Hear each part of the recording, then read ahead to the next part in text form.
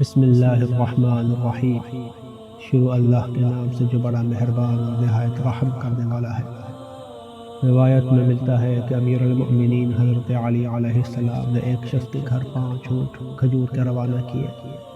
ایک شخص نے کہا، امیر المؤمنین، آپ کو ایسا کرنے کی کیا ضرورت تھی؟ اس شخص نے آپ سے مدد کی درخواست نہیں کی تھی، اور اگر اس کی مدد کرنا مقصود تھی تو ایک خرما کا اونٹ ہی کافی تھا۔ بیک وقت 5 اونٹ روانہ کرنے کی کیا ضرورت تھی؟ آپ علیہ السلام نے فرمایا، مؤمنین میں خدا کرے تجھ جیسے پیدا نہ ہو۔ میں سخاوت کرتا ہوں اور تو بخل کرتا ہے۔ اگر میں کسی شخص کے سوال کے بعد ہی اسے کچھ عطا کروں تو یہ اس کی اس آبرو کی قیمت ہوگی جو اس نے میرے سامنے ضائع کی ہے۔ تمہیں مومن کے سوال کا انتظار نہیں کرنا چاہیے۔ سخاوت وہ ہے جو سوال سے پہلے ہو، اور سوال کے بعد دینا تو اپنے آپ کو شرمندگی سے بچانا ہے۔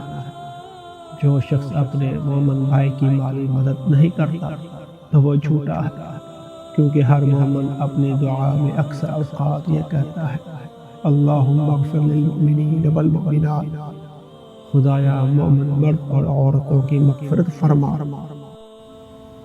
مقصد یہ ہے کہ عذاب سے انہیں محفوظ رکھ اور انہیں جنت عطا فرما۔ ایسی دعا مانگنے والے شخص کی گفتار و کردار میں تضاد پایا جاتا ہے، کیونکہ جو شخص مومن بھائی کو چند درہم دے کر راضی نہیں، وہ اس کی جنت پر کیسے راضی ہو سکتا ہے؟